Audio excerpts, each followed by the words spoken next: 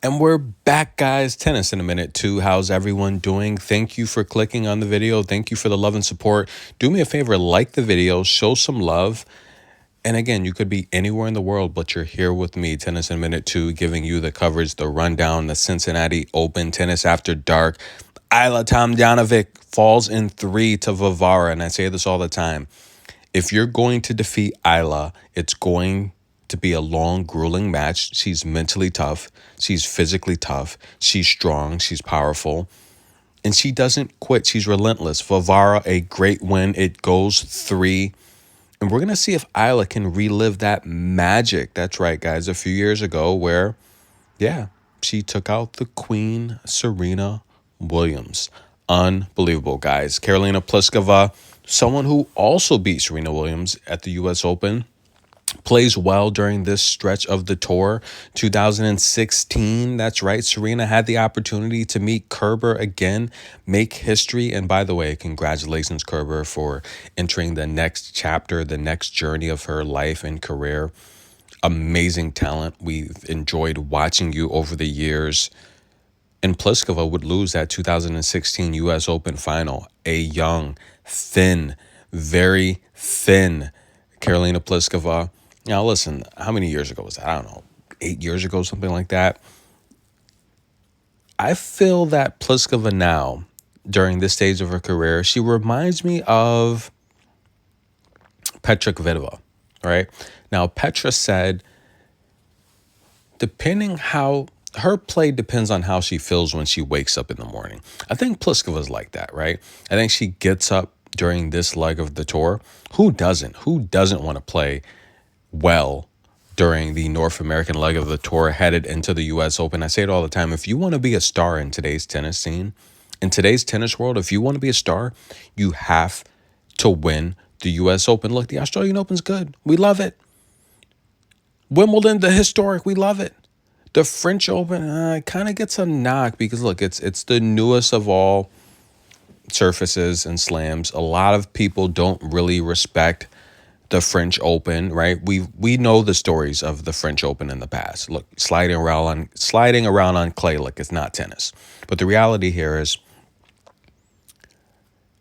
if you want to be a star, you have to win the U.S. Open. And I think Pliskova, she's done so well in New York over the years. She's going to get up for these matches. She takes out Tomova. Are we shocked? No, we're not shocked. Tomova has an amazing backhand. But this is a match where Pliskova, she serves well against any opponent in this draw. She serves well. Finds the range on her forehand. She can beat anyone. She's that good. Elisa Mertens taking on Marta Kostyuk. Marta gets to win in 3. Now, remember, guys, Marta is this next generation of stars that had an amazing junior careers. Marta, Leylah Fernandez, Clara Tauson, the big 3, if you will. All those 3 ladies had amazing junior careers, right? And the reality here is they were picked to be the future of this WTA tennis scene. And right now, Marta, headed into the U.S. Open, the North American leg of the tour, is she finding her form? This is a good win. Now, it's a match. I've said this in the past. If Elisa Mertens wins a slam, I'll be a happy man. I could literally stop watching tennis and be happy. But we're kind of starting to see the decline. She did play well against Osaka recently, but the reality here is Marta's too fast and explosive. She likes to keep everything in front of her. She's too strong. This is a match where, I don't know, I just think in the future, I think Marta's going to beat Elise every time. What do you think? Lulu San takes out Linda Noskova. Are we shocked? No, we're not really shocked.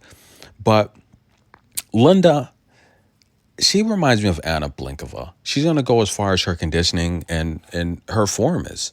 Because the reality is, look, coached by one of the best coaches on the scene, I just feel sometimes she's just not in her best conditioning.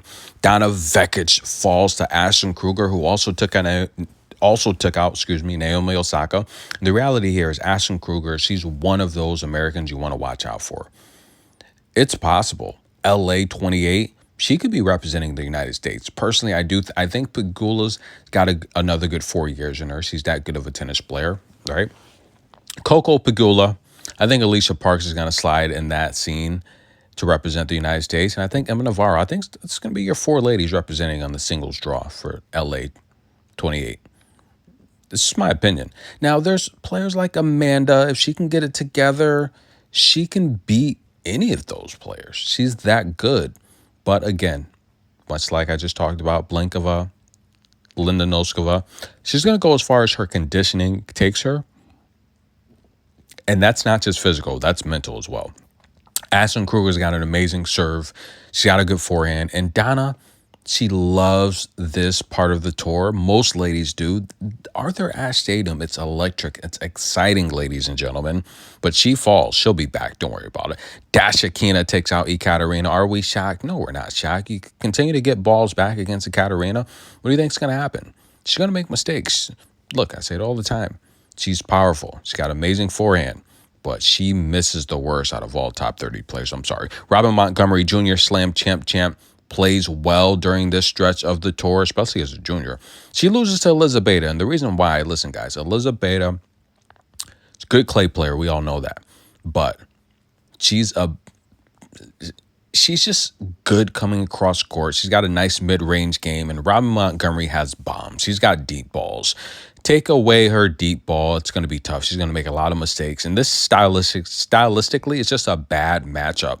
Elizabeth is a bad matchup for Robin Montgomery. It's as simple as that. Now, Robin had a really good win over Christina Buxa, but Christina likes a deep ball. Elizabeth does not. That's a difference maker. Elizabeth wins. Svitolina takes out Wong. I mean, what do you expect? Magda Lanette takes out Bolter. Now, I've been talking a lot about the ladies play when they're dating ATP players, right? It's something that I've been following. It's something I've been watching. Listen, if you share a passion with your significant other and they're levels and levels above you, yes, they have coaches, but it should be their duty. It should be their passion to want to play the game they love with their significant other. What's going to happen? As a result, they're going to get better. The ladies are going to get better. And we've seen Katie Bolter have the best season of her career. Amazing, guys. She's playing well. 2 championships. She's playing amazing. But listen, overall, Magda Lanette, we would expect her to beat Katie Bolter. I mean, we just would. But Katie Bolter, I wouldn't sleep on her when it comes to the U.S. Open. I would not sleep on Katie Bolter. She can go deep. She's got the skills to pay the bills. Potapova takes out Buell.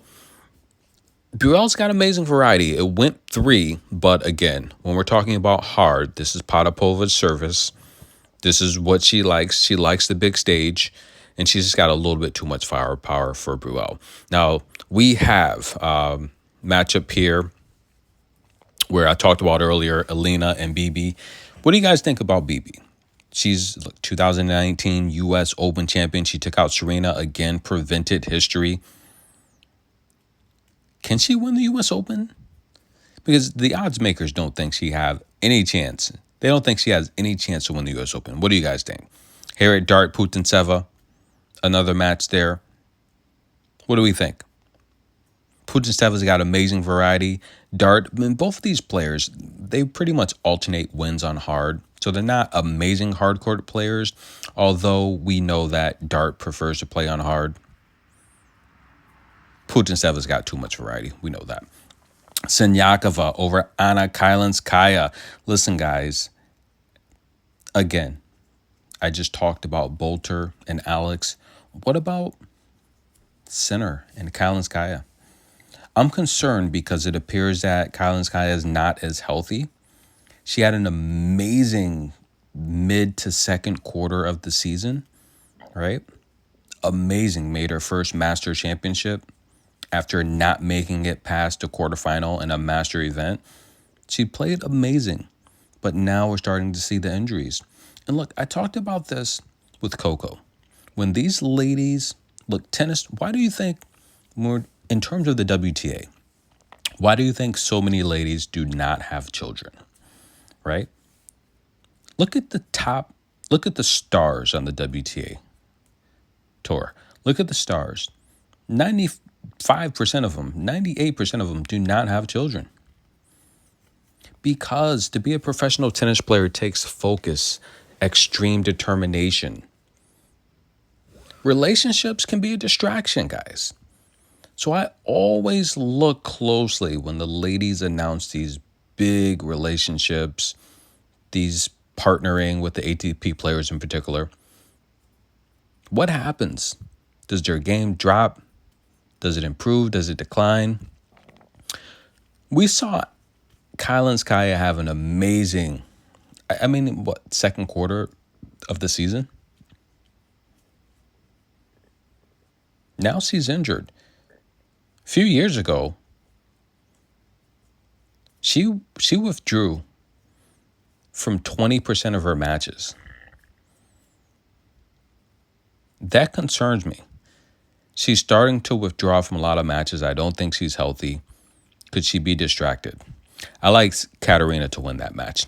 Diana Snyder taking on Zhang. This is going to be a good match here. I like Diana. She's in good form. As long as she's focused, she's a top 25 player now. She's got to stay focused. Peyton Stearns and Badosa. Badosa's in good form. We knew she would bounce out of Toronto early. Look, she won DC. Congratulations. But I do feel Sabalenka should have won DC. A little disappointed in Sabalenka.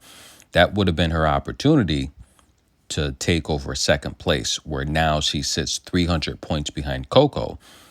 Coco just has to outlast her here to hold on to that number 2 seed. But here's the thing. She's going to have to at least pick up 300 more.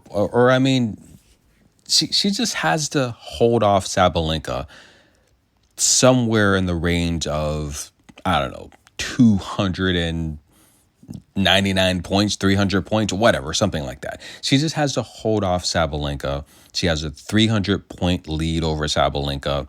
It's going to be tough because she pretty much has to make the final, right? She's going to need to hope for an early exit from Sabalenka and still go deep in the draw. It's possible, but if I'm in Coco's camp, the message is, look, you have to win Cincinnati. You have to join Azarenka and Serena as multiple champions here. In trivia, name another American in this draw that has won the Western and Southern Open. Answer in the comments. So I think Badosa has enough to get past Stearns. We'll see. Bronzetti, Azarenka. Well, here's another champion here. Western and Southern Open. I remember that year Keys took out Vika. And Vika she was looking like a steak dinner to these players. She was just not informed. She was having marriage issues, custody issues. But I think she's got enough to get past Bronzetti. Dolehai taking on Taylor Townsend. Taylor, saw her in Toronto. The fans love her. They were cheering loud for her against Emma Navarro. Can she take out Dolehai? It's going to be a tough match here, guys. And we're going to see if she can. I do think that if she plays well and stays focused, she's going to have the opportunity to beat Dolehai. I like the first set over 8.5. Leylah Fernandez, Yu Yan. I say it all the time. Yan is the Chinese version of Leylah Fernandez. Very similar games. I like the total as well. I like the first set over 8.5. But we're going to take Leylah to win the first set. That's the pick. Remember, Yan is more experienced, though. She is the older player here. We're going to see if she can beat Leylah. Mukova over Diana. I do think Mukova's variety, just her shot-making ability, her mental awareness should be enough to take out Diana. Ludmilla and Xu Wang. That's going to be a good match there, guys. I'm going to go with Ludmilla to win that match. And Emma Navarro, I like her over Mira Andreeva. That's going to be a tough one, though. I like Beatrice over Anastasia. I like Marta to take out Lulu Sun. And I like Buskova to take out Magdalena Frech. I like Iga Swiatek to take out Vavara in straight sets. And I like Waz and Ann Helena, first set to go over 8.5. Good defensive player in Waz. And listen, this is where she thrives. She does play well when the lights are on her. She plays well on the big stage, and I'm excited to see. Let's talk about the standings for a minute, guys. Iga Swiatek still the world ranked number 1. She has a comfortable lead, but if Coco can win, if she can win the Western and Southern Open, defend her championship, and also win the U.S. Open, going into the last stretch of the season, the Asian leg of the tour, and the WTA finals, she'll have a chance to take out Iga Swiatek and become number 1 in the world for the first time ever.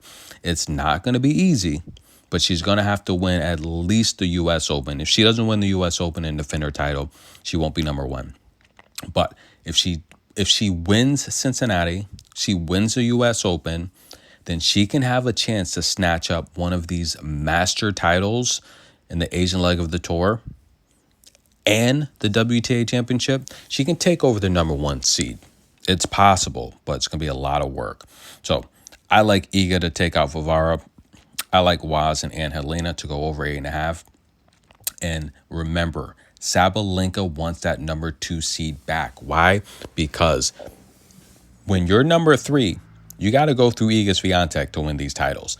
Coco does not want to slide to number 3. She struggled against Iga. And a lot of that I've talked about in the past. Coco's game plans lately, I'm just not a fan of them. You know, take a look at the loss to Diana Snyder.